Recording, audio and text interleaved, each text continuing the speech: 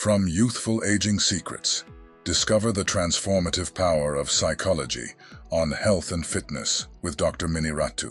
Weight training literally became an anchor for me. I didn't expect that. It's more than just physical. It really started off with like aesthetic goals, but to take it to this level, you realize it's more of a mental sport. How to use habits to improve your health. We may think we know what our habits are, but unless you really stop and pay attention, write it down, you're not going to really think deliberately about making the change. Unveil the stages of change. In the beginning, if they don't believe that they need to change, they're in denial. Master your emotions.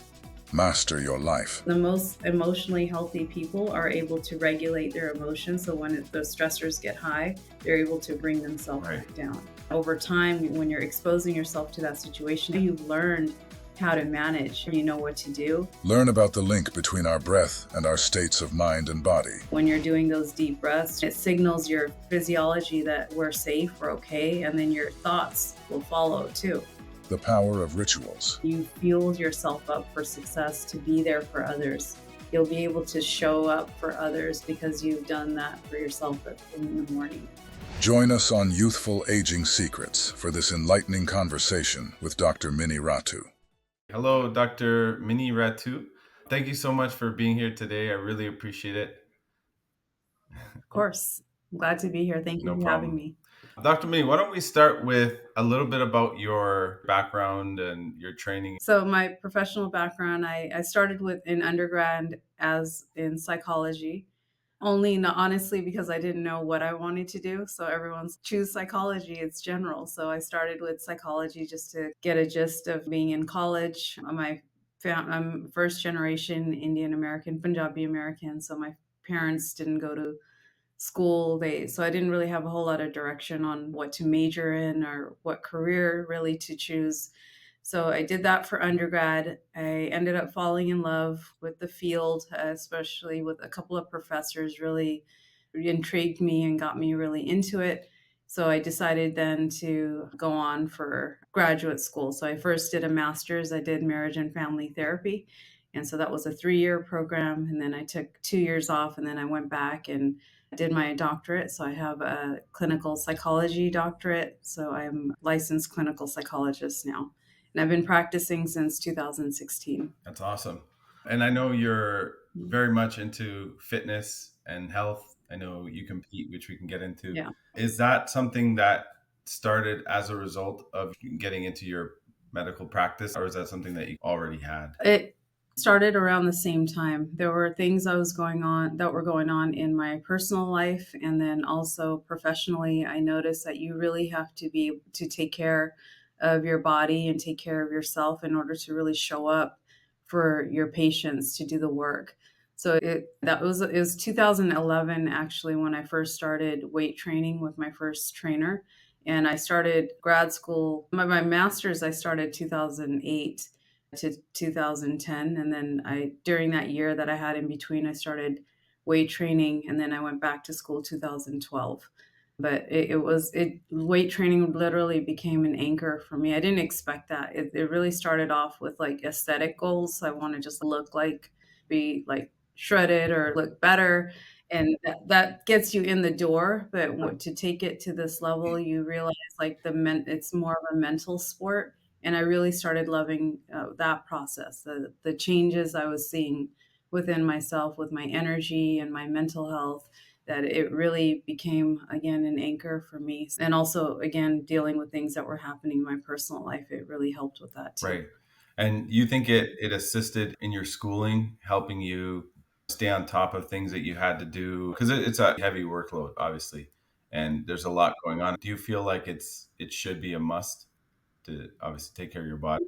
I think every doctor should have some type of movement practice, so whether it's weight training or something else that's they're doing, again, for their health, because it does impact the way you show up in the work that you do. It impacts your focus, your concentration, your memory, your just overall, again, your energy, your vitality. So how you're showing up in the room. If you're not taking care of your body, the other thing is like your patients will pick up on if you're not healthy. And we're making recommendations all day. And this is actually something I learned when I was working in hospitals. was that I would see doctors make recommendations to their patients, but they themselves weren't taking care of their health. And so I was like, if I'm a patient, I want my doctor to be healthy and in order to really receive the information or at least look healthy. I was seeing a lot of these doctors were not. They were like eating a lot of sugar and caffeine right before they'd go in to see a patient just to stay awake. And I knew that wasn't the way I wanted to fuel my body. I knew that there's a better way. Again, it was just like personal habits too. I always enjoyed eating healthy. So the fitness really helped create that routine and that structure. And it just became a part of my regimen, just like going to class or studying. I never missed a workout. And I had a trainer, so that helped with accountability, but he gave me like my diet, my routine, and then we would meet 5 days a week. Sometimes it started off at 6, and then we did 5 after that. And that just became a part of my routine. And I knew it just helped me again with so much energy, even though I was so tired from school because Right. it's a lot. I literally just bought my first TV 2 years ago. I like pop culture when people talk about things on TV or movies and stuff. I'm like, I have no, I don't know. Like, I grew up watching Indian movies, so I can reference that. But I never really got into TV. And even now, I'm not like that much into it. I'll watch a show here and there, but it's just, you get so used to wanting to make sure you value your time differently, is really what happens. And so you notice that every minute counts. So how you're spending it, who you're spending it with, your sleep, all of that, it impact, everything goes hand in hand. It's a breath of fresh air because I really love that mentality. I 100% agree with you. I It's kind of like seeing personal trainers who are out of shape. It's not as common, but it does happen. It's what? It doesn't make any sense. And to see a doctor or anyone in the medical field, even nurses that are Yeah. overweight or they're like obese or just very unhealthy, it just, to me, it doesn't make sense. It doesn't fit. So and you do see the opposite sometimes too, and it makes a difference for me. To me, it's hard to trust your recommendations if you're not even following your own advice. It's Yeah, because adherence is really challenging for a lot of patients because they know what they need to do, but it's really hard to follow through because it takes effort and sometimes we're not motivated to do things. So if your doctor understands that, they're going to, one, they're going to have a little more empathy rather than judging you for not following the recommendations that they have. Because you see that a lot too, that providers get really frustrated when their patients aren't following what they advise them to do, and then they don't understand the difficulties sometimes of adhering to a plan. But if they're not doing that themselves, then they're not going to really understand it either. so you're a psychologist. Obviously, you're a proponent of mindset and how that impacts our health. I want to touch on the topic of habits. Are you big on discussing habits in your practice and even in your own life? Absolutely. I think habits are really important to pay attention to because a lot of times we're working and operating on autopilot. And unless we're really paying attention to not only behavioral habits, but thoughts can be habits too. So the work that I teach is cognitive behavioral therapy. So we really pay attention to how our thoughts and beliefs impact our emotions and our behaviors. And so if you're not really slowing down to really think about what are the habits that I have and how is that influencing my goals? Is it a barrier to my goal, or is it helping to get me closer to my goal?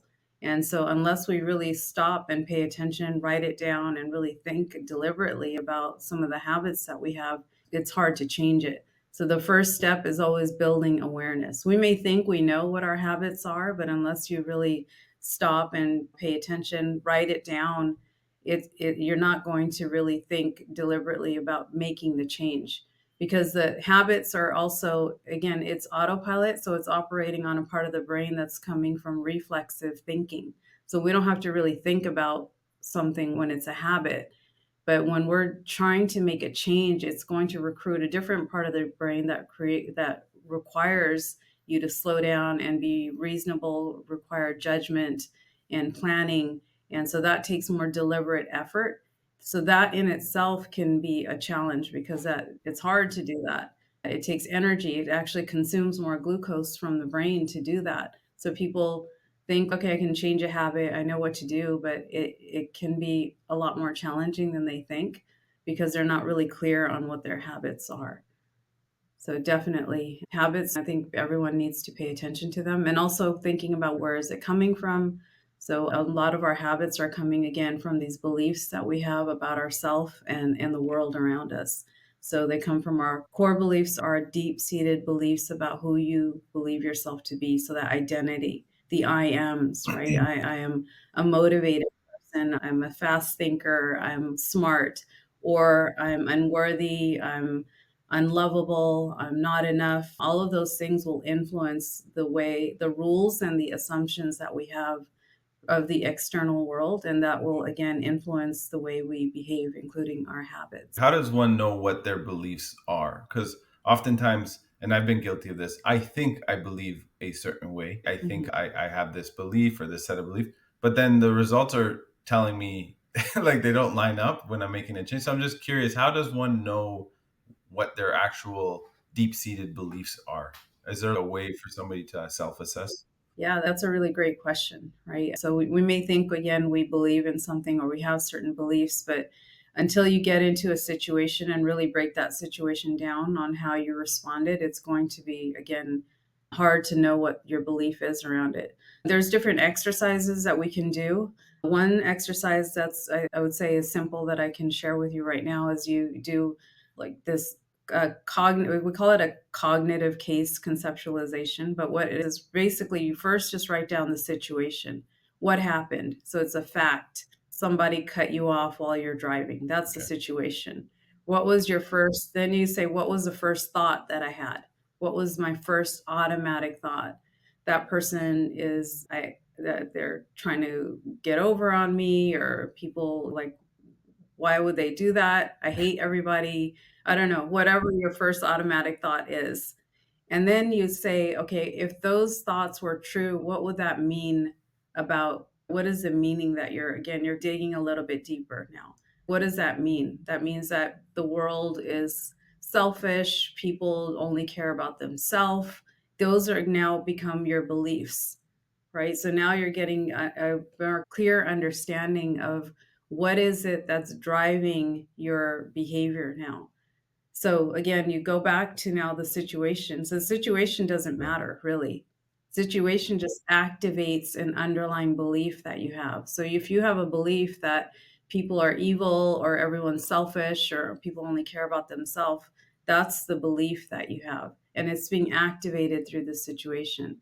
So beliefs are not situation specific. They can be across different situations. So you can use really any situation that activates. I would say a good time to do it is when you're feeling like activated in a negative way. So you feel really angry or you feel really sad, you get really emotional about something. That's a really good opportunity to really say, okay, what happened? Again, what was the situation? What was my first automatic thought? And then what if that were true, what would that say about myself or others? And so that's where you can get some Hmm. more clarity on what it is that your beliefs are. And then we start extracting some themes there. And then we take a look at some of those beliefs that you have. Is it true? We examine the evidence for that belief. Is it true that the world is completely dangerous or people are completely selfish? Sometimes we overgeneralize. We have these distorted ways of viewing reality. We start creating these like rules, like all or nothing thinking. We're mind reading. We're fortune telling. We're doing all of these things. So there's different ways to really assess. But again, I have a very CBT lens, so I like to break it down on paper and put it through written exercises. I feel like that's the Right. best way to learn. And I focus a lot more on the here and now rather than when I'm working in therapy. I'm not focusing a whole lot on your past. I do that in the beginning where we get an understanding of like where did these beliefs come from. It might be important for some people to understand that. What is the root of your belief? What did you learn growing up? Because beliefs and thoughts are all Mhm. also conditioned. You didn't come into the world with these beliefs. So where did you learn that? Where was it modeled? It's starting with your parents, your family system, your culture, your community, your school, your relationships, all of those things along the way influenced your beliefs. And a lot of us are still holding on to beliefs that we created when we were children.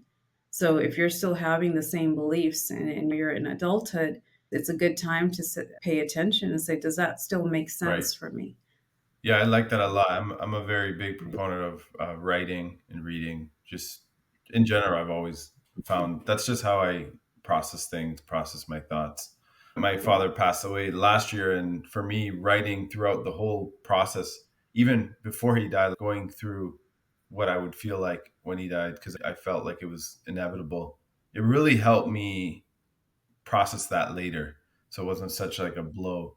And so I find that to be very helpful. Does behavior precede a belief or does a belief precede a behavior? In other words, if somebody wants to, let's keep it into the idea of losing weight, which is I think pretty common for most people, or they Mhm. want to start a gym habit or whatever, especially where in February people are still like that New Year's resolution thinking like, oh, I'm gonna cut out Yeah. carbs or I'm gonna cut out crap food and they start off with this motivation, and I think it's genuine. I don't think people are just saying that. I think people really want to make those changes. They know they need to.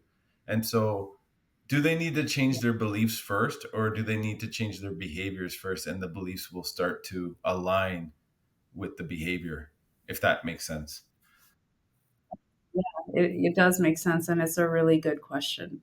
If we were waiting to change our beliefs, we would probably never get anything done. So I would start Yeah. with the behavior, and then the beliefs you start cultivating the beliefs in through your behavior, because now the way motivation works is people think that they're going to be motivated to make the change, and then they'll make the change. So it's like motivation and my beliefs, I can do this, all of that. Then I'll go do the behavior, and that might help in the beginning, but it's not going to sustain the behavior. So what really happens is motivation actually happens after the behavior. So it's really when we're engaging, say, in an exercise regimen, using your example, if you start working out, you're going to feel the motivation more afterwards because it works on the dopamine reward system, meaning that we're going to start feeling good and feeling, okay, I got that done. And the self talk becomes a lot more positive on the other side of it. And that might encourage you again to do it again tomorrow.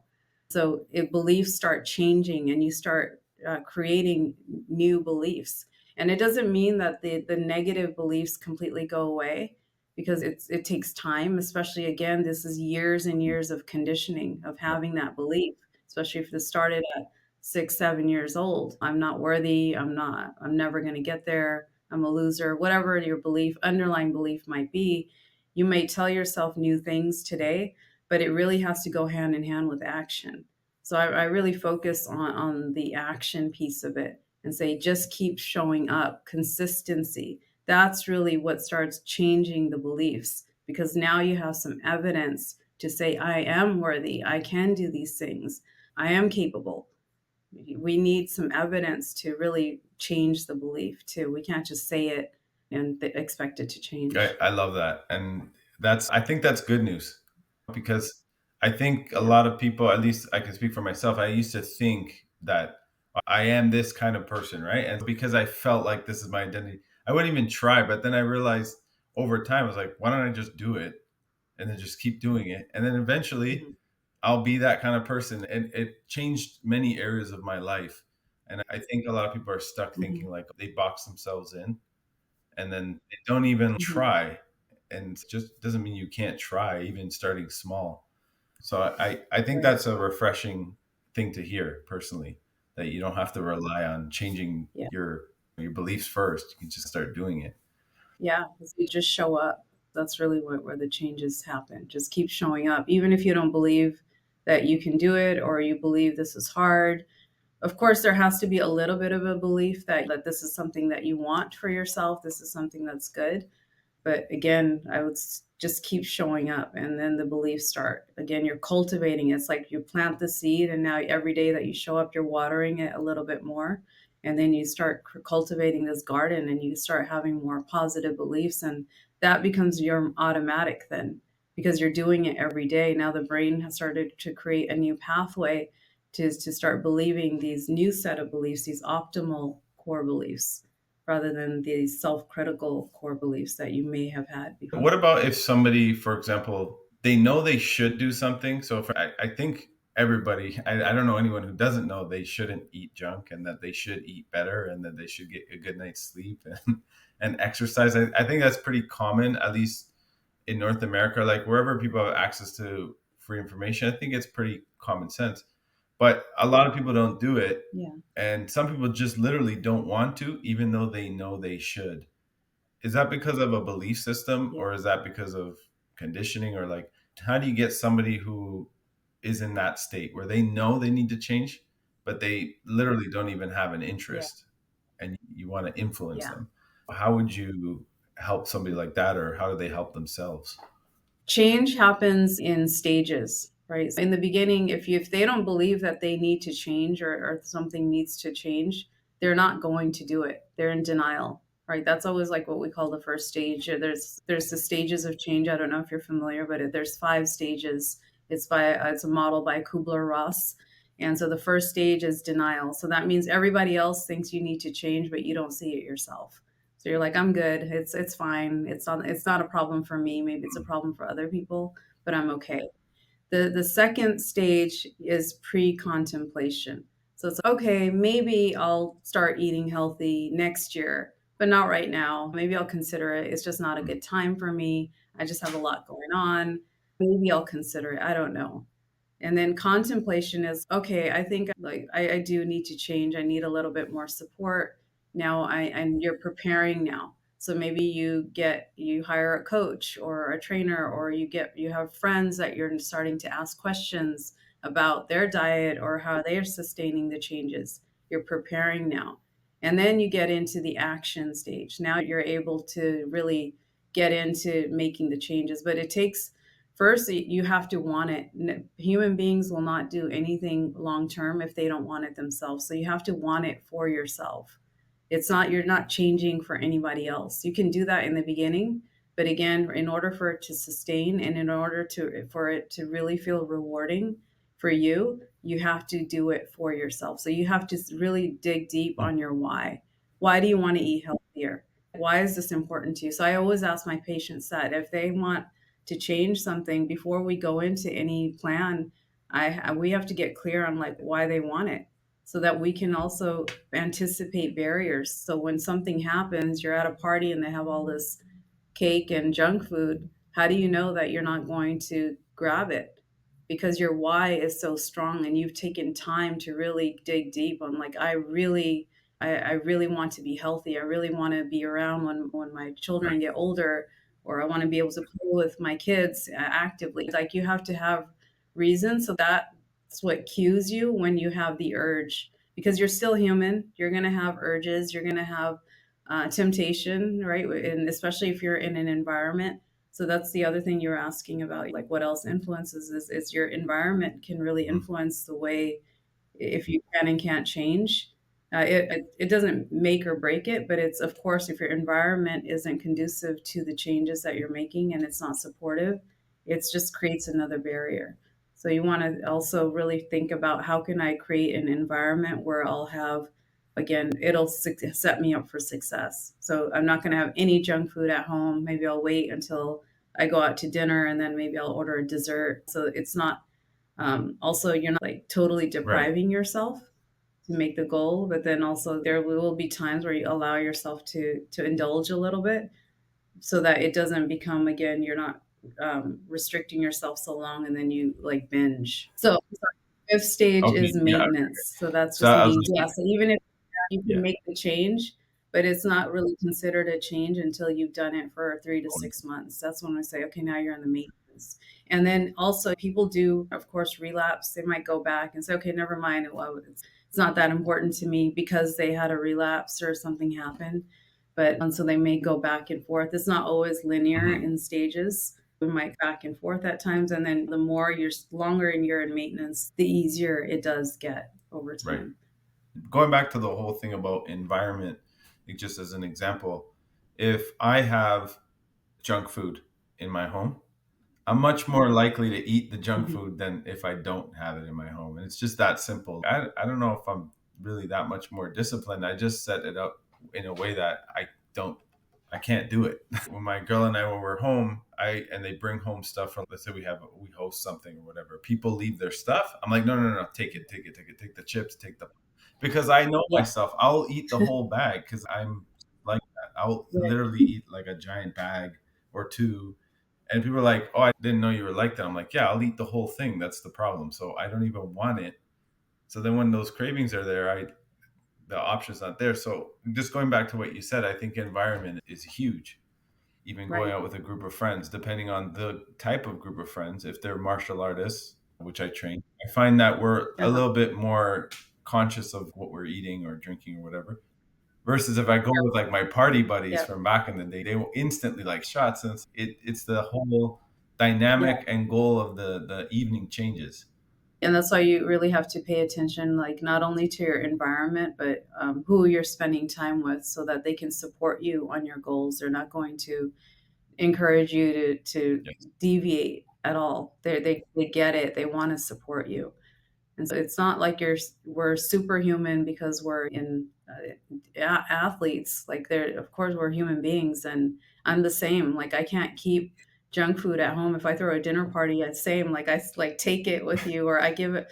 My neighbors, when my coach changes my diet, like my neighbor, like I always Yeah. give him food, and or my coworker, like I'm always giving them my groceries, so that Yeah. it's not even there. And because when you're stressed or when Yeah. you're tired, you're more likely to divert in from your goals because it's like I'm tired, I'm stressed. So this is why again, it's not only your diet and exercise, but also your sleep and your beliefs again about how you see yourself. If you have a more negative outlook on yourself, it's going to impact Right. your energy and your goals Right. too. What do you feel is the most important to get somebody on a path of a healthier lifestyle? What we know when it comes to longevity is that social connection is actually the most important. So having community and support where that will help you sustain your on your goals. So we already know what to do, but we need support, we need accountability, and we need to see that other people are doing it too so that we're not doing it in isolation because we're socially connected as human beings. It's an instinct that we have to be connected with others. If we don't have that, it can be really isolating and it can be difficult. But it's not just like one thing, of course. And then it depends again on your goal too. Of course, everything that you just shared, those pillars of health, diet, exercise, all of those things are really important. But we always look at, again, when they've done studies on longevity, it always comes back to the people that have community live the longest and they're able to really sustain on their goals too. So having that social support, that accountability, even if it's just one person, you don't need a whole lot of people or just a couple of people is enough. But or if even in the beginning when I started honestly making these changes, my brother was competing, so that's how I got introduced to it. But when I was actually started training, it was just like me and my trainer. But outside of that, I didn't have any friends in fitness. So I started just listening to podcasts and reading. Like that was my support system. I was almost like pretending these podcast hosts were my friends, like they're talking to me, or I'm listening to a conversation of friends when they're interviewing somebody. And I like that became my, they say you're like Yeah. the five that are closest to you. So that was like part of my five, honestly, was sometimes just like in podcasts, because that's all I had. And I knew I needed to make the change, but that was helping me to feel like I'm feeling supported and I'm hearing other people that are doing the same. So it's, oh, they get it. They get it when days are hard or when you have cravings or when you want to deviate. Like, how do they manage it? It was giving me tips and influence so that I can sustain and continue working towards my goals. That kind of slipped my mind, to be honest. The impact of community and just friendships of people that are headed in that same direction. Is it the community in and of itself that's important because of that emotional support or connection, like family, having a strong knit thing? Is it that's keeping us healthier or making us healthier? Or is it that they're also pushing you towards a certain goal? I would say so. You want to have people that have shared values and goals, but of course, at the end of the day, like human beings, we need to feel seen and we need to feel heard and we need to feel safe. And so if you're not feeling those things in certain communities, there you can be around people, but that's not Mhm. a real community. A community, a circle of people where you feel like you can trust them, you can be yourself, it feels safe, you can share your emotions, you can share your vulnerabilities. And again, of course, you want to try to get people that share those values, but then they also have goals that are conducive to yours. A lot of my friends today are in the Mhm. fitness community outside of work. Most of my friends are in the medical community. When I was like in grad school, and I just because our values are aligned and they get it when it comes to a lot of my work that I do or things that I share, they get it. But then also with my fitness community, if I'm with them, if I bring my meals with me or traveling, they're not going to tell me like, don't eat that meal or why are you eating that or make me feel bad. It feels safe for me to be myself. And so when we think about community, as long as you feel safe and you feel supported, you feel seen, you feel heard, you feel like you're connected to them, that's what's most important. But then also you yourself have to make the decision when it comes to boundaries on how you're interacting and what you're doing during that time as well. So if you're drinking the whole time, that's not really is that is that really authentic too? Maybe it is for some people, but then others it's like if you're drinking all the time, like how much is that I can is that really authentic? Can they be that way if they were sober Right. together? Are those your real friends or are they just acquaintances that you're spending Yeah, time with? I totally agree with that. So, how would somebody who is on the path on their own, how would you recommend they start building that community? And I loved how you said podcasts, and because for me, I was the same way. I felt like that Yeah. connection through podcasts and books. I love to read, and I felt like I felt like I was talking to them, like having a conversation with these people. And so, in a dark moment, I might be like, I wonder what this person would say to me, or what would they do? It really helped get Yeah. me through those hard times. How would you recommend Mhm. people start building their communities if they don't have one? I if they don't have one, again, just like you just shared, again, like with trying to find people with the, you can start again with podcasts and books, but then finding other groups or things that you yourself enjoy. Like when I moved to San Diego in 2020, I didn't know Mhm. anybody here. So I had zero friends when I moved here.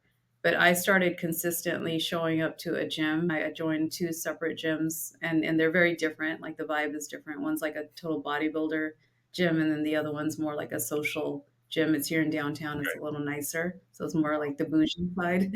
So I'm a little bit of both, right? So I started, and when you start consistently again showing up, people start to recognize you. They ask you questions. You start connecting with people. So naturally, when you're doing what you already enjoy, you'll start attracting a community around with like-minded people. So you're spending time in play. I would say go spend time in spaces where the people that you would want to hang out with, where do they hang out? What are they doing with their time?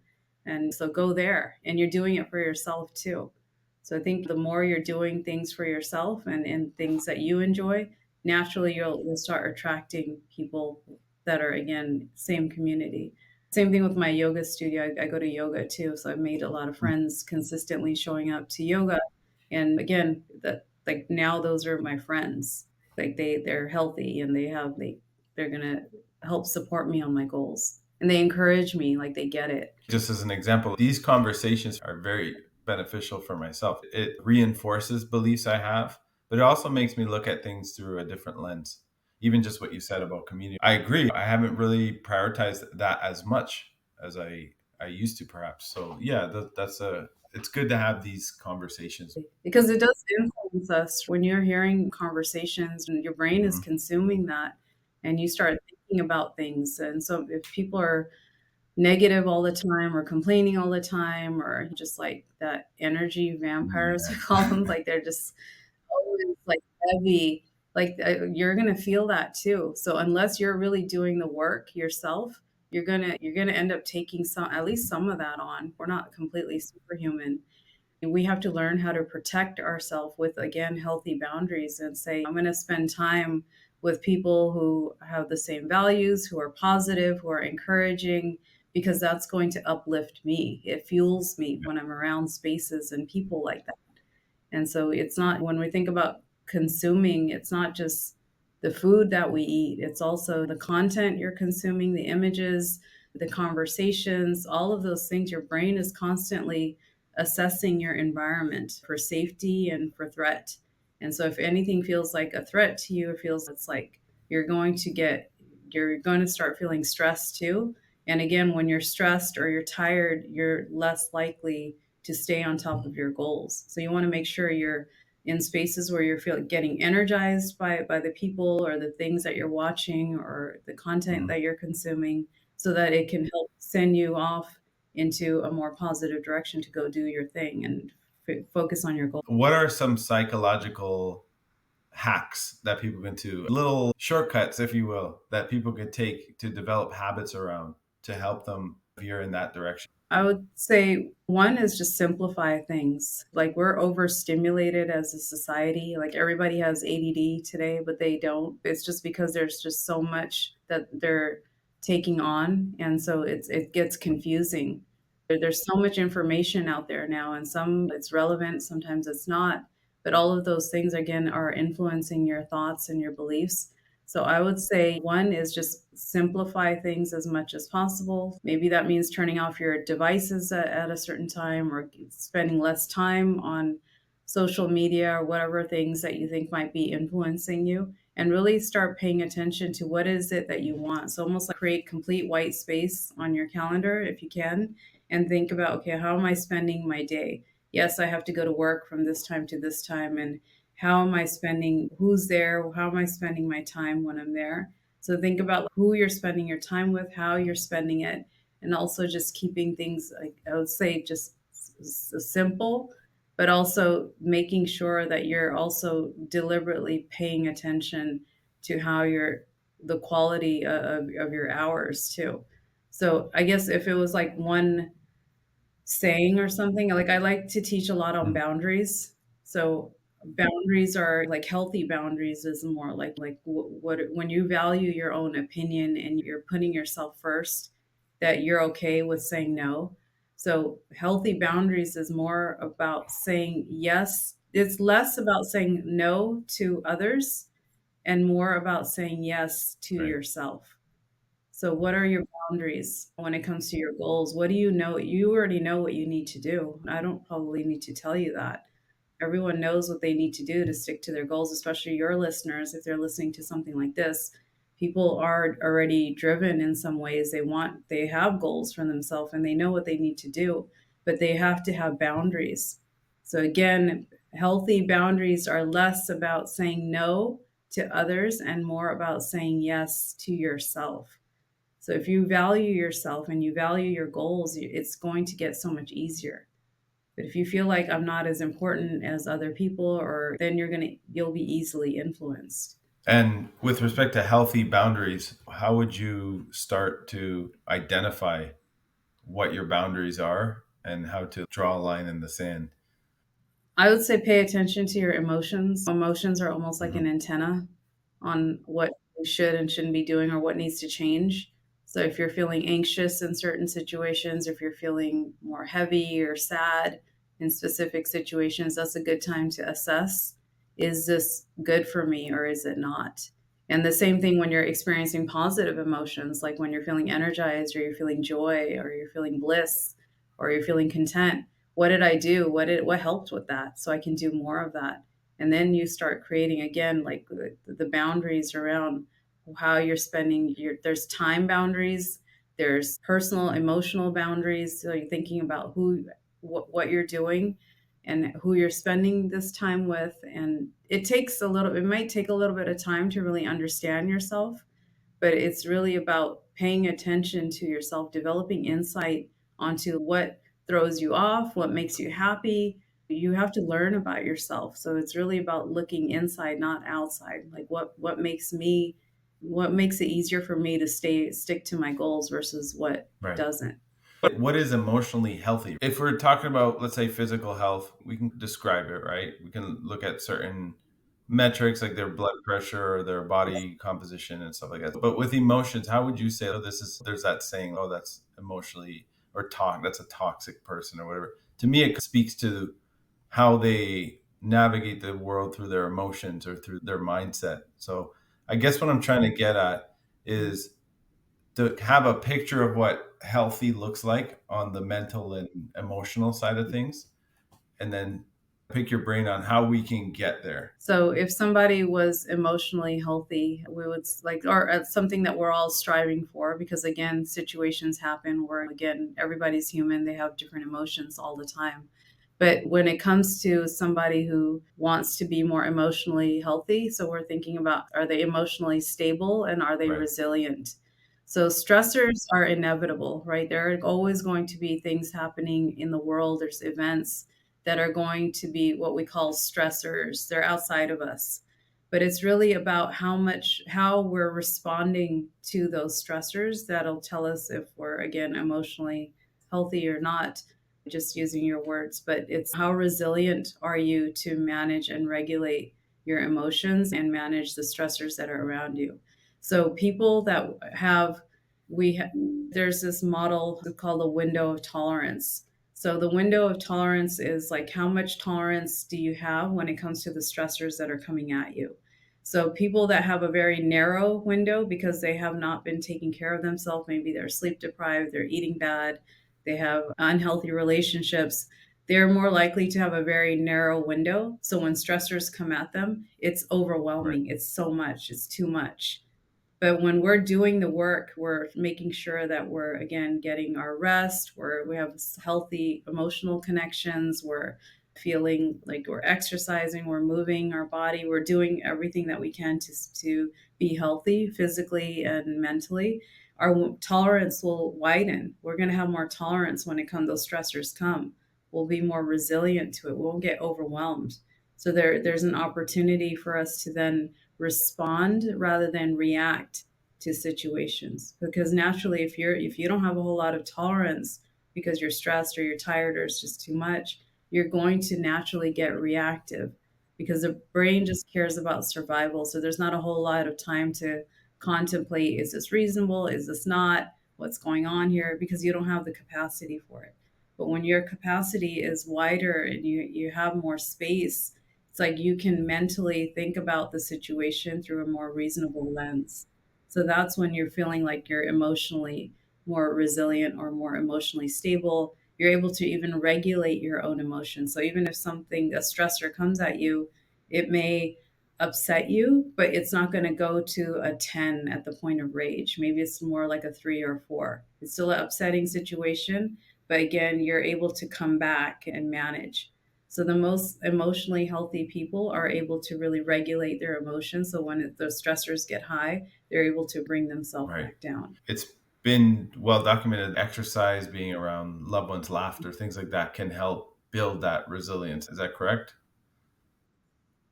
Absolutely. Because we all need outlets, right? We need some ways to diffuse the emotions that we're experiencing. And that's why, like, I personally, like, I love working out because it goes hand in hand with my work that I do as a psychologist, because people come in with really heavy emotions. I do a lot of trauma work and people with stress Mhm. and anxiety. And so if I was just constantly just taking that on and I wasn't doing my own work, I wouldn't have the capacity or the resilience to help serve them. So if you're so when you're to have outlets and you're doing things to diffuse, that energy goes towards something more productive in a healthy way. And then you can come back the next day and have more, again, more capacity to take on again. It's a new day. But again, we're human beings, so we can't just keep Right. taking things on and never rest to recover. So that's why even with training this, like, rest and recovery Yeah. is so important. Otherwise, you're not going to build. You can't keep tearing down your muscles and then expect it to grow. You have to be able to really pause and stop, recover, rest. And the same thing with psychological stress. You have to be able to take breaks, making sure that you're taking care of yourself, even if you're at work, making sure that you schedule your breaks, that you're taking them, you're walking away from your desk, you're walking away from an environment that might be highly stressful, so that you're diffusing throughout the day too. So it's not, you don't have to wait till the end of the day to do that, which a lot of people do. And then that's why they come home and then all they want to do is watch TV or drink or binge on food or whatever it is that they're doing, because they're so tired and Right. stressed.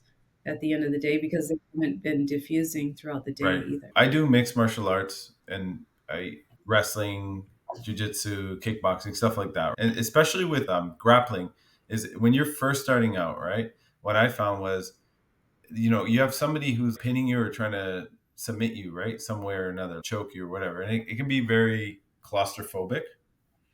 And so you have to learn how to stay calm, even though someone's basically like your nervous system doesn't know the difference. It's like this person's trying to kill me. Right? So you have that same reaction, but over time, you can stay completely calm even in the worst situation. And what I've found is that's Mhm. carried over into day to day life where I've had somebody like super aggressive in front of me and I could feel my heart rate's calm and I'm able to keep myself calm. I think, and correct me if Uh-huh. I'm wrong, I think it's almost like a form of exposure. Like do they call that exposure therapy, or where they're like in PTSD victims, like people with severe PTSD, they have to expose them to the thing a little bit, little by little. Is that correct? To help build that resilience to be able to tolerate more stress. Yeah, so exposure therapy is like what you're saying. So especially if somebody has like a phobia or a fear, we want to try to expose themselves to that situation so that you're teaching yourself, I can get through this. Or so in the beginning, when you're exposing yourself to a stressful situation or something that you fear, your stress level is going to go really high at first, right? It's going to be at its peak. But when you stay with it and you're continuing to not leave, let's say somebody's afraid of going on elevators and then we put them in an elevator. At first, their stress is going to go super high, and that's expected. They're going to start to feel anxious. They may even feel like they're having a panic attack. But then they're doing the strategies, and we also give them strategies to self soothe. So they're breathing, they're doing some grounding, meaning like 5 things you can see, 4 things you can hear. They're doing something tactile, maybe they're holding on to something, or maybe someone's with them in the elevator. And then over time, your brain starts to realize and adapt to the situation that this is not a threat. And so the stress starts to come down, the anxiety starts to dissipate. And over time, when you're exposing yourself to that situation again, now you've learned how to manage. And you've also adapted to the situation where you're no longer feeling like it's an immediate danger or that much of a threat because you've been there before, you know what to do. It's temporary or how to get through it. Yeah, and do you find that translates into other areas? Because it's almost like a skill that you're learning to stay calm in something that doesn't feel calm. Is that perhaps why that's happened to me? Absolutely. Yes. Yeah. And I love your analogy and that's so true. Like it does really carry over because again, now your brain has adapted to learning how to deal with really like extreme situations that are really stressful so that you know now how to manage. But again, you have to know that within yourself that, it's the situation, that this is not that much of a threat Hmm. or it is a threat. And that might take some time for you to really understand that because the other thing that can happen is if you're in highly stressful situations but you're not really matching Right. it to the stressor, there's a mismatch, then that carries over. And that's what really PTSD is, right? There's a mismatch where you're constantly on hyper arousal, you're constantly guarded, or you're constantly hyper vigilant to, and you're thinking everything's a stress. You overgeneralize, or you think everything's a stressor or a danger, and you overgeneralize it, and it's hard for you to come down. So you've also developed skills while you're in that situation on how to come Yeah. down, I'm sure. When you're in a lock or whatever, there's something that you're doing to ground Yeah. yourself. So I don't know, like what is it that you're doing or what are you telling yourself during that highly stressful situation that you think is helping carry over? That's a great question. I think it's two things. I think first is the belief that, okay, it's going to be fine. Like I've been here. Worst case, I can tap or Okay. whatever. I trust who I'm training with. But even in live sparring where there's no real, like you Yeah. can tap, but you're still, there's a chance of getting hit hard or whatever. But it's like recognition, knowing that, oh, I've been here before. Your brain recognizes these patterns and knows, has enough evidence to support the belief that you will be fine. So that's one. And two is Mhm. really breath, controlling, knowing how to control my breath, which I've come to learn is probably one of the Mhm. fastest ways to switch the nervous system from. sympathetic to parasympathetic, right? I think it's through our breath. And yeah, whenever I'm in a Yes. really tight jam or whatever, especially in grappling, which is a lot of it is constricting blood flow, like rear naked chokes. You've probably seen like UFC and things like that. Yeah, it's just knowing how to keep breathing and slowing, like really just trying to slow my heart rate down, which is mostly emphasizing Mhm. exhales. And so I learned that through martial arts. I didn't learn it through like any of these kind of conversations or stuff. I learned it from coaches, like you got to slow your heart rate, or they just knew. And I found, for example, I was going to see my dad in the hospital. That was like one of the hardest times of my life. And I would have to use the same breathing techniques. Like my heart rate was jacked at times. And I was like, I had to calm myself Yeah. down because I'm like, yo, dude, I'm about to have a panic attack. And I'm just standing here. So I found like those things Yeah. really helped carry over into high stress. Or if I'm like Yeah. heated argument or a Yeah. So, spirited debate with my girlfriend or whatever. There's those moments where you're like, you feel that arousal, but you're like, I gotta have to calm down. This is not like a threat. Like, yeah. So you're really using like the physiological response, the physiological demand that's happening during your stress. So I love that you brought that up because it's not only our thoughts, it's also we're having a physiological response when we're in a stressful situation. So, yes, the breath is like the quickest tool that we always have access to, right? You don't have to go anywhere. You don't need a thing. It's always with you. So when you've learned how to take some deep breaths in and out, you're exaggerating your inhale and your exhale. It does send a signal to your nervous system that I'm calm, I'm okay, because that's our body's natural way of breathing when we're in rest right. and digest. So when we're relaxed versus when we're in a stressful situation, our breath becomes very short, as right. That it's we're doing a lot of chest breathing. That's why people feel like they're choking or their chest is very tight. But when you're doing those deep breaths, you're guiding it down to your belly, you're exaggerating it, and then and then it signals your physiology that we're safe, we're okay, and then your thoughts will follow too. Okay, he wouldn't be breathing like this if it were there was real danger. We're okay, and they work hand in hand, right? So that's why movement is so important too. When you think about mind body medicine, your thoughts, your beliefs go hand in hand with how you're moving your body Yeah. too. When I would leave the hospital, I would go for walks, literally around and around before Mhm. I would drive because I wanted to just calm down and find my center.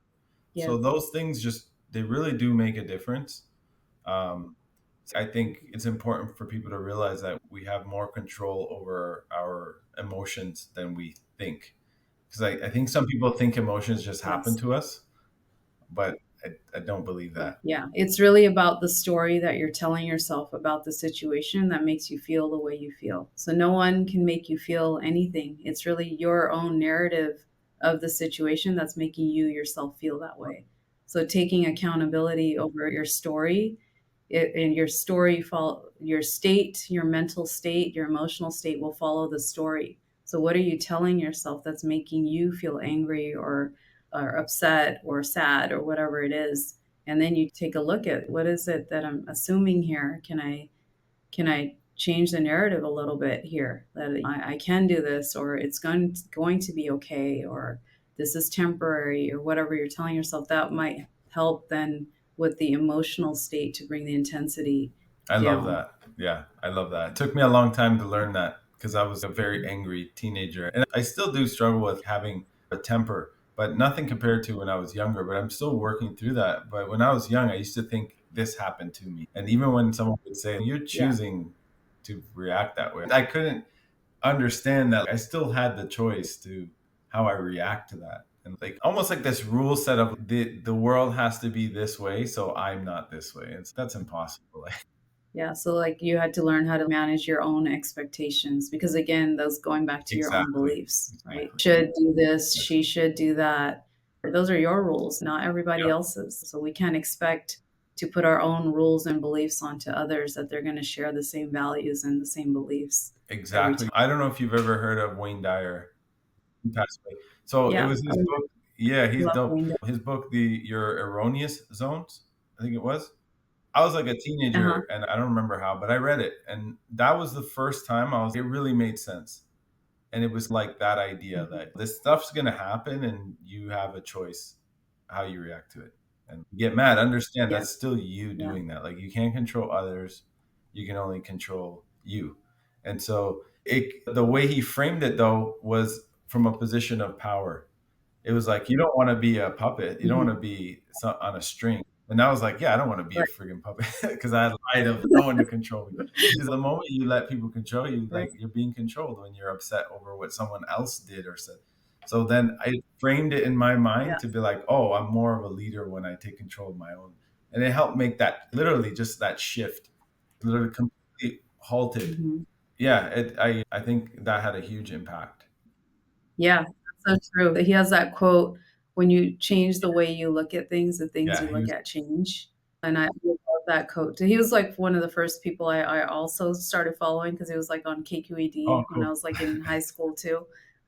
I watched him Oh, and okay, Oprah. that's Like, funny. those are my when I was a teenager. That's why I started learning a lot of these skills. I was always Hmm. really interested in how people are managing situations or their stories, and so it just went really natural with the work that I Interesting. do today. That I love hearing how people deal with things and how did you learn that, or Hmm. what have you gone through? And then you realize, like, we're all different, but we're all very Yeah, similar too. So it's really, yeah, paying attention to your own narrative, your own story, and that's such a beautiful way to take your power 100%. back too.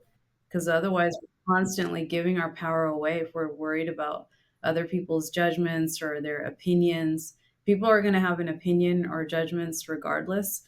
So it's really, how do you see yourself is really what matters most. And then the people who really love you and support you, that they'll see you for that too. So you have to trust that, okay, I understand me. I understand why I'm feeling this way. And the people who love me and support me understand Right. that too. I want to dive into the topic of sleep and recovery in general. It doesn't necessarily have to be sleep. What are your takes on it? I would imagine you think it's important, but specifically, how do you approach it? How do you teach it? Is the foundation of all health. It really impacts, again, our mood, our memory, learning, our relationships, how we show up, our productivity. It pretty much influences all of the major facets of our waking life. So if you're not getting your proper rest, it's going to obviously influence how your day goes. So if nothing else, you want to make sure that you have a good Mhm. sleep regimen.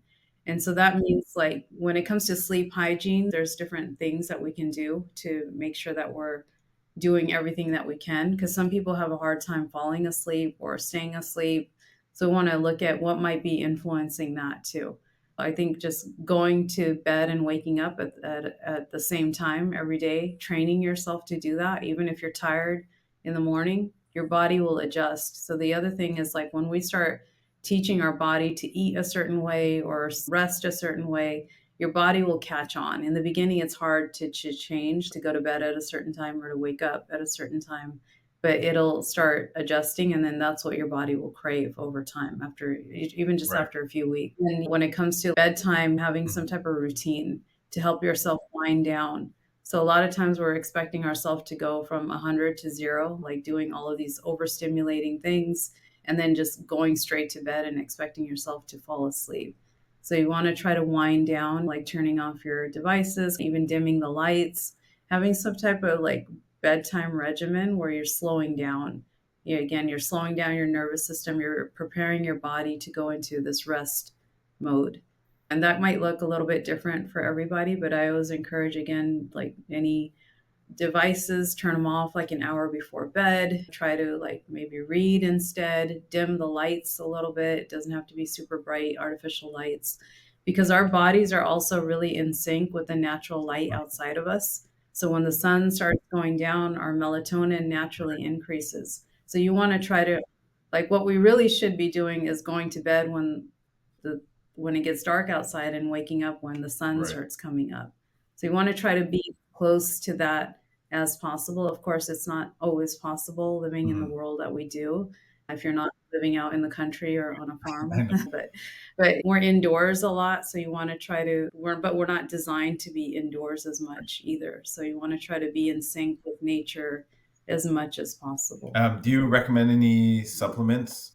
Yeah, I think there's so many supplements out there, but again, I'm not a Yeah. dietitian or a medical provider, so I'm not gonna, so but I know that some people, feel magnesium Right. helps at night with sleep, but it's mostly, I focus more on behavioral interventions than any supplements. So again, if there's a way to train yourself to, again, be get your rest when you need to and really prioritize it, that's really what's going to help, again, with your day-to-day goals too in your waking life. And a morning routine really starts the night before. So if you have something planned for even your morning, you have to prepare the Hmm. night before. So and when it comes to really any goal that you have in life, like planning and preparation is Right. really where it's at. The action is going to happen. You're going to get there, but it's really, if there's no planning or preparation that happens prior, it's really going to be challenging or difficult to maintain your goals. I agree with addressing the behavior first. To give you an example, I love to mentor teenagers whenever I can or give them advice because I've been there and I've been that giant ego hyper kid. So I know what it's like. So at the Yeah, gym, you see these guys, these kids, and it's usually I notice it more with boys. They want to get big, right? And they want to do it for probably to impress girls or whatever. And I always tell them like, okay, they'll ask me things too, right? They'll be like, oh, how do you do this or how do you do that? So I ask them, how's your sleep? And it's almost always atrocious. Oh, I don't really sleep much. I go, okay, uh-huh, let's start there because you're not building muscle unless you're sleeping. And then I talked to them about like, how yeah, are you eating? Like, what? First of all, what you probably should stop eating is McDonald's all day and long. And like, and these little basics, and it's almost like addressing the behavior first. Immediately they want, should I go on creatine? Should I go on this protein? You think I should do? You think I'm too young to yeah, do steroids? I'm like, what are you talking about? Why are you even thinking that way? But it's like people. I feel like we're in this culture where it's quick fix and they I can't sleep. I got to take yes, melatonin or I can't. And I'm not against supplements, but I feel you should probably do the basics first and they should be automatic before you even try to go into pharmacology or yes, whatever. exactly. Yeah, exactly. And that's why we call those Exactly. supplements, right? They Yes. should supplement with our deficits, but it has to be like when it comes to your goals and things that when it comes to change for yourself, you have to Hmm. be proactive. And the work that I do with my clients, with my patients, it's very collaborative. I can't tell you what to do. And then in order for, again, for you to do the work, like you have to put in the effort. So it has to be very proactive. You can't depend on a pill to magically fix you or a doctor to just fix you. That's, again, you're putting it on something external Hmm. outside of you. Those people, like we as providers or medications, help support and help with things, but 99% of it has to really come from you. Are you doing literally everything that you can to make sure that you're performing at the way in a way that you want to? So that are you like are you- how literally how is your sleep? How is your diet? How is your recovery? How are your relationships? How is your exercise? All of those things. Are you putting in 100% on all of those things? And if not, we want to start there first. And then if there's deficits, then you can say, okay, I need a little bit of extra support. Now I'm ready for something extra. But everything else, that foundation, you really need to build that first before you start anything outside of you. Otherwise you become dependent on medications or something outside of you. You're always Right. seeking something else. And then we end up, like, I think it's like over 70% of the US population are on four or more It's prescribed crazy. medications, and it just keeps going up. It's just like people are more and more medications because all of the counter effects or the side effects is, I need this one to Right. supplement because of this. And then you have all of these pills and you're dependent on, again, something outside of you to fix you, but that's not how we want it. Now, on the topic of exercise, first I want to touch on you got a bodybuilding competition coming up, right? Is it Yeah. bodybuilding for physique? Yes, it's so I compete in the NPC Awesome. bikini bodybuilding, and so it's, yeah. So it's a division of bodybuilding, and it's a women's division. It's more on the lean feminine side, almost like a Right. fitness model look. And then each division for the women, at least every division up, it goes up on muscle different things that they're looking for. So I've been doing this since 2018 was the first time Awesome. I competed. And I love it. It's an extreme hobby, but it's something outside of work that I get to focus on. But it really goes hand in hand with my work as a psychologist because, again, the mindset, the discipline, the consistency, the self talk, all of those things, like you have to have those things in order for to get to this level of fitness. But then again, I get to teach these skills and these values to the patients that I work with too, because it doesn't matter what your goal is. What really matters are your underlying beliefs and your values. What are the rules that you have? What's Mhm. important to you? And then you can use that in whatever your goal is, whether it's fitness or relationship goals or work goals, whatever it is. I've always thought about getting into Yeah, something like that one day. It's just for me, I yeah, do, like I said, the MMA and stuff, and I'd probably have to, like, if I wanted to get in, like really go into something like that, I'd probably need to minimize that to prevent overtraining. And it mhm, really, like, especially yeah, wrestling, and like it's tiring. Like I wake up really sore. Sometimes I have to really dial down the volume on the bodybuilding stuff or the weight training. So I have to yeah, decide if I want to put the other one on the back burner or not. Because that's like my baby, the martial arts. Yeah, yeah. Totally. I get it. Yeah, you would have to conserve some energy for the training. And it's an aesthetic sport, so you would have to train exactly. differently too than what you're Exactly. probably doing right now. You want to, because they're looking at Yes. symmetry and all of that too. But I love it. The first time I did it, it was just like, I never thought I would compete, honestly. So my brother, he was competing in 2010 to 2012 around then, and we would go to his shows as a family, and that was the first time I saw this division of bikini Right. bodybuilders, these women, and I was just like fascinated. I was like, oh my gosh, they look like Wonder Woman, like they're so feminine but they had muscle. And I didn't think like, oh, I want to do that one day. I was just Right. like impressed. And then I his my brother's friend was training people and he was posting it on his Facebook then, like the transformations. And then I just emailed him one day, or I sent him a message. I was like, "Can you make me look like that?" And then he private messaged me. He was like, "Yeah, come in on this day." And I was like, "Oh my gosh!" Like because I was Right. joking, but not. But I was like, "He's serious." So then I went, and then from there, like I just started falling in love with the training.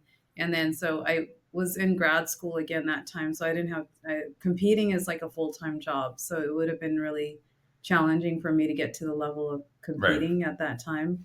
But then when after I graduated, I felt like I needed like another big goal. And then so I reached out again, and then that at that time he started only training men, and then his wife was training the women, or for competition at least. And so she just gave me my That's routine, my regimen. And I told her, I was like, I just want to look like them. I don't want to compete. I want to look like I can step on stage, but I don't want to compete. And then as we were working together for a few months, I started seeing the transformation within myself. And then I was seeing like other people that she was posting that were competing. And I was like, maybe I can do that. Maybe I'll try it. So then I told her, and then I thought it would just be like a one time thing that I do. And the first time I did it, I right. fell in love with it. It was just a feeling that I've never had before. I always tell people this, like when I'm on that stage, it literally feels like my soul is That's lit on fire. Like this level of confidence. It's you, but it's not you. It's an alter ego, but not. And you're having fun with it because they're also judging on posing and presentation, so it's playful. It's not like super serious. And the other thing what I got was a lot of camaraderie from the other athletes. So backstage, we're really encouraging each other, like the women, even though we're competing against each other, it's we're supporting one another too, because everyone has so much respect, because we know how hard it is to get to yeah. that stage. So there's a lot of respect in the sport too, and a lot of camaraderie too, which I didn't expect, and which I love now. And now again, my fitness community, like some of my best friends are from Yeah, for that. sure, because they get it, and that's the same thing with me. People that get it, you don't need to explain yourself, Yeah. and you geek out on the same things. Whereas maybe if you hang out like family stuff, they don't get it. They're not, and they're like, "Oh, you need to live a little." But this is the life I want. Like this is living a little to me. Yeah. I always find that fascinating when people want Mhm. to impose their idea of what living is. This is I Right. enjoy this. Right. Like, why do you think I'm like, oh, you look like you're tired today? I'm like, yeah, I am because I went 3 hours last night, but I love it. Like, Yeah. It's a good tired, right? I totally get it because for me Yeah. it's the same when I'm if in a competition competing whatever, nothing. It's like an out of body experience. And like some next Mhm. days I wake up, I'm Yeah. like, oh my Yeah. God, feels like I got hit by a train because it's all those like that Yeah. adrenaline dump, plus you're going at it, whatever. But I'm like, man, I wouldn't trade it for the world. That feeling, right? That like when it's that Oh, good it's the best. tired, like you've been working so hard, but then it's so rewarding. I Yeah, love being sore. Okay, I put yeah, in yesterday. I put in some work yeah. and it was worth it. And again, what you're working towards, so you're Mhm. building something. So it feels good. It's not No, punishing at all. beautiful. Yeah. So it's a reward Yeah. activity. So on the topic of exercise, is there any that you feel is the most beneficial for our health, or do you think it's all good? What would you say is the best bang for your buck as far as health and longevity is concerned? I have a bias towards weight training. I think as long as you're moving your body, and I think you have to have some cardio just for heart health and for endurance as well. But you're some type of resistance training because it also helps with our bones, our muscular skeletal system, especially for women. I'm always encouraging women to do some weight training, and it doesn't mean you have to lift heavy. It's just you're doing some type of resistance training where you're keeping your muscles strong, but also your bones. It's really helping with that too. So I think as long as you're doing something around that, and that could look different. It could even just be body weight, it could be resistance training. It doesn't mean you have to go to a gym, but you also want to do something that you know that you'll stick to. So you want to make sure it's fun and something that you enjoy. It doesn't, again, like how we were saying earlier, you don't want to pair it with punishment. I work out because I love my body, not because I hate it. I eat healthy because I love my body, not because I hate it. And so you want to find a movement practice or even foods that are healthy, but you enjoy it, like so that it feels like pleasure, not punishment. And so, what the best, we always say, like the best diet is the one that you'll stick to, or the best training regimen, the best movement practice is the one that you'll stick to. It's important to, yeah, have your rest and recovery so that you can think more clear. You're going to make Hmm. less mistakes. And there's so many stress tests that we know about where that you can take where we know that you're more likely to make errors when you're not rested, or you're more likely to make quick decisions that may not be the right decision because you don't have the capacity to, again, remember that tolerance window. So if you're keeping that window of tolerance really narrow because you haven't gotten your rest or you haven't taken time to recover, you're going to make more quick decisions. You're making riskier decisions, and which may not be in your best interest. So when you're rested and you're taking time to recover, you're able to be more reasonable and thoughtful and deliberate because again, remember that takes energy out of your brain too. So you have to have some capacity or some reserves to be able to do that. But if you're at your limit because you haven't rested, you haven't eaten, you have no fuel, then you're going to make less reasonable decisions. You're reacting out of your emotions rather than being deliberate and thoughtful about what the Right. situation is. What's your approach to cell phone usage, social media, stuff like that? Because I think it's very pervasive now, and especially younger kids and teenagers. Like for me, I when I was a teenager, like that's when smartphones didn't even exist yet. It was those flip phones, and even then, like I had a Yeah. pager, so I was out all the time and very active. I didn't even have the option of being on a phone. I'm sure I would have been on it too. I don't know how old you are, but I don't know if you grew up with like smartphones or not. But yeah, how do you? Yeah. No, we're probably around the same age because I grew up pagers and all that too. So I get it. And like especially now, like a phone is not just a phone. There's all these apps on there. There's so much you can do. But it's a tool. Even social media is a tool. So it's really about how are you using it. And so if you're using it just to mindlessly scroll and just to waste time, then is it useful? Is it conducive to your goal or is it becoming a barrier to your goal? What is your goal anyways, right? Do you want to be healthier? Do you want to, it's again, is it taking time away or is it adding value towards your goals? I always look at social media as it doesn't have to be like an all or nothing thing, but it's just you have to remember that you're the driver here. So you use it in a way that's going to benefit you. And so it doesn't make sense for me to be on my phone for or social media for 3, 4 Yeah. hours a day. Some people do that because it's their work, right? So then it makes sense for them to be on it that long, but there's a reason they're very deliberate on it. But if they're using it in a way that's not helpful, then it's not going to, there's no value then. And then also like the content that you're consuming, the people that you're following, we all know a picture is worth 1,000 words. So if you're scrolling and you're seeing so many pictures, your brain is also taking all of that stimuli in. And whether you notice it or not, maybe in subtle ways, that it is influencing your thoughts and your beliefs, and you're taking all of that in. And your brain's job is just to try to make sense of, again, what's threat, what's safety. So if you're not really paying attention to what you're consuming because you're doing it so quickly, you may not even know, like, why am I feeling this way today, or why am I thinking this way today? So being, again, very mindful and deliberate, just like with everything else. There's one part of me that's I want to eliminate the social media entirely, but then the others, you have to understand that's the way the world is now. And I feel like that depletes energy, that takes from you. And it's also, like you said, it's programming. Like you didn't say that, but I feel like it's programming. Our mind is fertile soil, and these are like little seeds we're planting, and your brain's absorbing it whether you like it or not. If I watch a bunch of Instagram videos of like negative stuff, even if I know, okay, this is, if I'm talking to myself while I'm watching whatever, I'll still walk away feeling different or depleted or holy, that's like depressing, man. If I'm watching something overly sad or too stimulating, I will personally feel it. So I have to like monitor that. So I can only imagine as a teenager, it's even more because they don't have as many filters as we do, right? Yeah.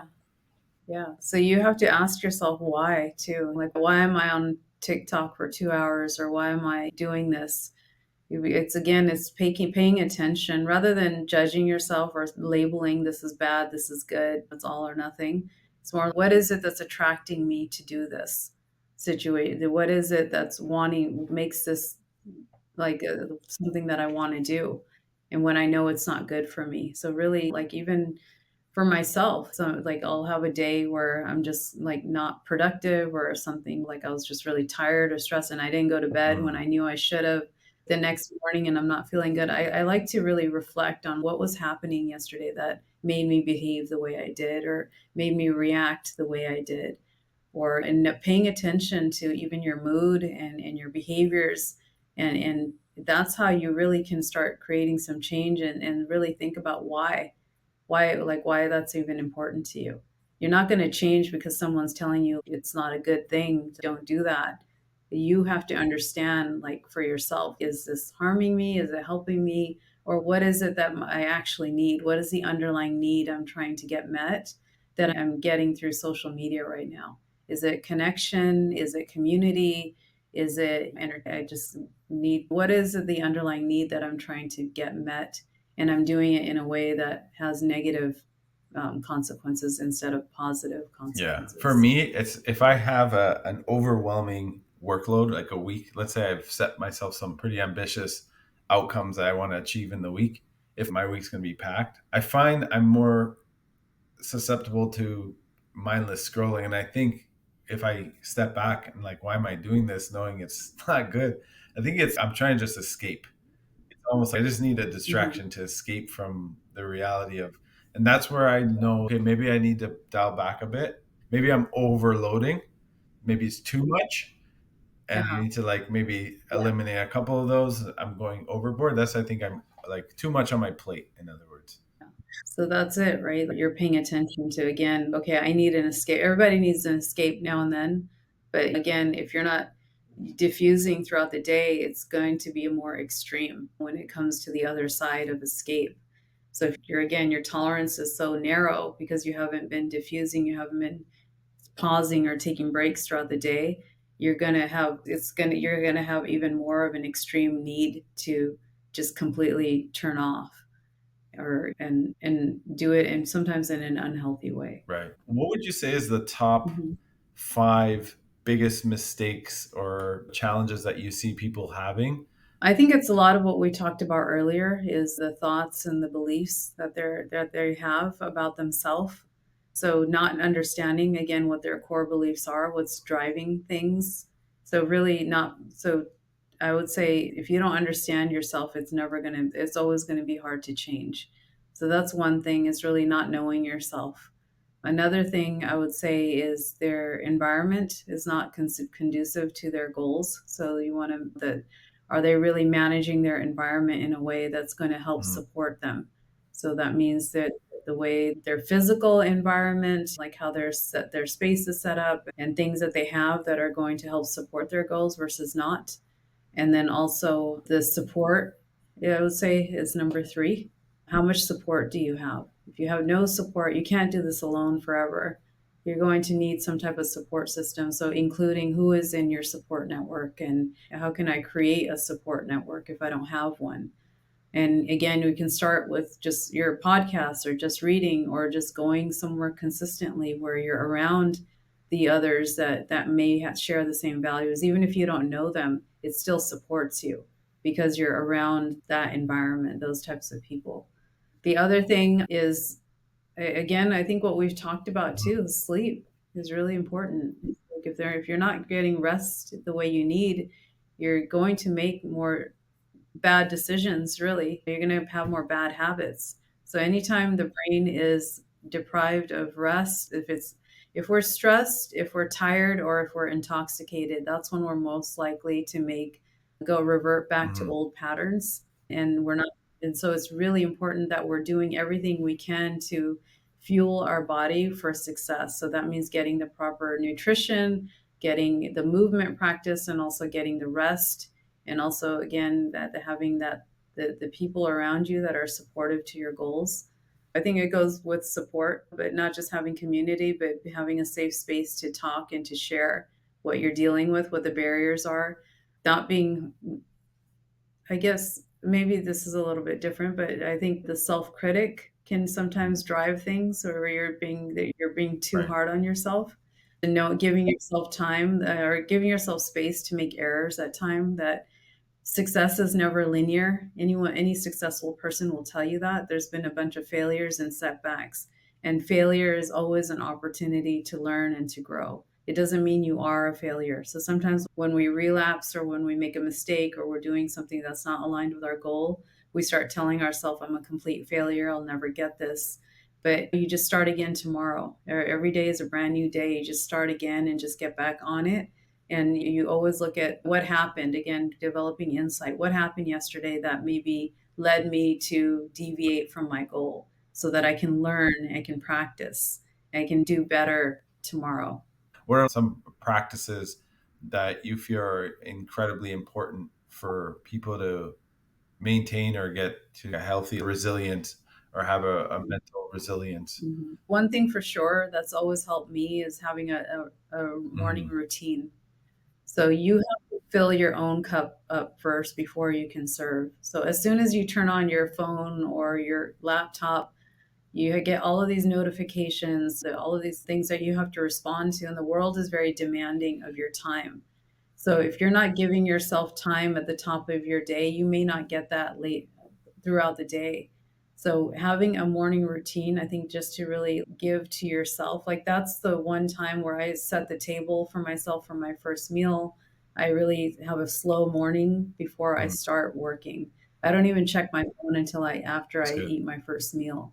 So I wake up in the morning. I have a pretty similar routine every day. I have like my lemon and apple cider vinegar with a thing of water, a liter of water. And then I make my breakfast. I have like playlists, like a meditation playlist that I play, and then I eat, and then I have a short meditation that I do, and I write a little bit. So having a really slow, quiet morning, and then if I have to do cardio, sometimes I do fasted cardio. So even during that time, I'm like really focusing on the day ahead of me. What am I doing today? What am I thinking about? And giving myself that time. Like you deserve that time and to prioritize yourself at the top of your day, and then again, you fueled yourself up for success to be there for others. You'll be able to show up for others because you've done that for yourself in the morning. So I encourage everybody to give yourself some type of morning routine where you have some time to think about what you have planned for yourself. And then everything else, I think, like we said, was the flip, like having that support system, having some routine where you have your movement, your rest, your nutrition, planning and preparation is really important. All of the things I think that we've Yeah. talked about today, like that prioritize. It's really about prioritizing what you know. I have a morning, and I call it morning ritual, evening ritual. Morning is pretty straightforward, but the evening Yes. plans for the day. And I think especially Yes. the evening one is huge for me. If I skip it, if I don't do it, Yeah. I'm not as productive the next day. Even if I know what I'm doing, just to Yeah. even pause for a moment before bed to visualize the next day, knowing, okay, what's priority? If I can't get anything done, what's like the one thing, if I get this done, the day was still productive, etc. I think that's Mhm. important. That changed my life Yeah. when I started to do that. And when I miss it, I notice it. If I go 2 to 3 days Yeah. without doing it, immediately I notice stress levels go up. I feel unproductive. Super important. And it doesn't take long, 15 minutes. My particular routine takes 20, Right. 30 minutes. You talk about writing. Do you have any recommended types of journals, any specific types of journals or even books that you recommend a lot to people, to your clients, or a particular journaling practice that you recommend? So for I always encourage people to write and to journal. It is, I think, important for us to really be able to put our thoughts Hmm. onto paper, because when we're thinking about things, where our emotions are also intertwined with that. But when we put things out in paper, it becomes a lot more objective. So we're able to process what we're thinking and what we're feeling in a more objective way, so that we can make sense of why we might be experiencing what we are at this time, why we're stressed or what's making us upset, or what we need to focus on when it comes to organizing our goals. Some people like having specific prompts. I'll send my clients prompts depending on what they're dealing with that week. But others, there's this practice called morning pages. It's from a book called The Artist's Way. So I forgot the name. Her name's Julia Cameron. It's the author, but it's an old school book. It's been passed down for a long time. But there's all these different self care, self love practices. So one of them is called Morning Pages, where she advises us to just write 3 pages, no matter what. You have to fill out 3 pages in your journal. And that practice really helped me in times where I was going through a lot of stressful situations, to really get clear on what is it that I'm actually needing, and how can I create more Right. changes in my life. Some of the other recommendations that she makes in there is like taking yourself out on a date, like having time for yourself and really loving yourself and really giving yourself that quality and that care that you're constantly giving to others, that you're doing those things for yourself, to not fear loving yourself or taking yourself out or doing good things for yourself. That's not being selfish. It's actually quite the opposite, the way I look at it. When you take care of yourself, you Oh, can take care absolutely. of others. You Yeah. got to take care of yourself Yeah. first. I totally agree. And How can you take care of somebody else if you're not even taking care of your own? really knowing yourself, I think, is the most important most important thing. And again, you can get that through reading, you can get that through writing, you can get that during your movement practice, going on a walk. Really taking time to understand yourself, I think, is the best way to really help yourself be happy and to live and be successful. Any last final thoughts or pieces of advice that you want to get off your mind or off your heart that you want to share with people that you think is important? I just want everyone to know that you are worthy of your goals and that you deserve to be happy and healthy, and just treat yourself and your body like you would your best friend. Your body has been with you this entire time, and it's always working in service of survival. So when it comes to your rest and how you're taking care of yourself, all of these things that we've talked about today, it's you're doing that because you care, you love yourself. And again, when you're doing that, you're going to show up in a way that's more fulfilling. So you will live a more satisfactory life, a more healthy life, and really show up for your relationships in a way that you really want to. That's beautiful. Dr. Mini, where can people find you? If you have anything that you're currently offering right now, go ahead. I have a website. It's just drmini.co, so drmini.co. I also have an Instagram handle with the same drmini.co. If you feel free to message me anytime, and if you have any questions or anything you'd like to share, I'm always open to talking to people and sharing ideas if you have a question. I also do community workshops. So right now I'm doing one on trauma, stress, and in for the yoga community. So teaching how yoga and meditation help to manage trauma and stress. So we have an upcoming workshop in April in San Francisco, but I'm also doing some here in San Diego this year. So I usually post that on my Instagram or my website just so you can keep up to date when those are happening too. Other than that, I have a private practice where I'm seeing patients through telehealth. And I'm also now doing psychedelic assisted therapy. So I'm working with ketamine assisted therapy. So I'm going into a clinic, so a few days a week.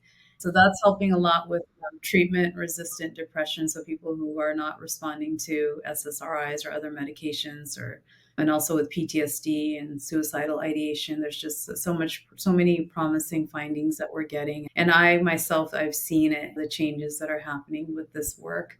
It's still early. Ketamine's the only FDA approved psychedelic right now, but hopefully this year we'll also get MDMA, psilocybin. And as those things get legalized, we're heading in that direction to work with those substances as well to help treat a lot of these ailments people have. So it's really exciting work. So yeah, that's a whole other, we'll talk more about that next time. Definitely. That's really cool. All right. Well, Dr. Mini, I really appreciate your time. I'm really happy we were able to finally coordinate this. I'm going to be harassing you for part 2 in the near future. Okay. So good luck with your competition. Thank you so much. I really appreciate it. I had a great talk. Of course. Take care, Ricardo. From Youthful Aging Secrets, discover the transformative power of psychology on health and fitness with Dr. Mini Ratu. Weight training literally became an anchor for me. I didn't expect that. It's more than just physical. It really started off with like aesthetic goals, but to take it to this level, you realize it's more of a mental sport. How to use habits to improve your health. We may think we know what our habits are, but unless you really stop and pay attention, write it down, you're not going to really think deliberately about making the change.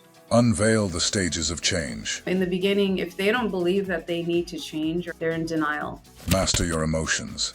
Master your life. The most emotionally healthy people are able to regulate their emotions. So when the stressors get high, they're able to bring themselves back down. Over time, when you're exposing yourself to that situation, you've learned how to manage, you know what to do. Learn about the link between our breath and our states of mind and body. When you're doing those deep breaths, it signals your physiology that we're safe, we're okay, and then your thoughts will follow too. The power of rituals. You fuel yourself up for success to be there for others. You'll be able to show up for others because you've done that for yourself in the morning. Join us on Youthful Aging Secrets for this enlightening conversation with Dr. Mini Ratu.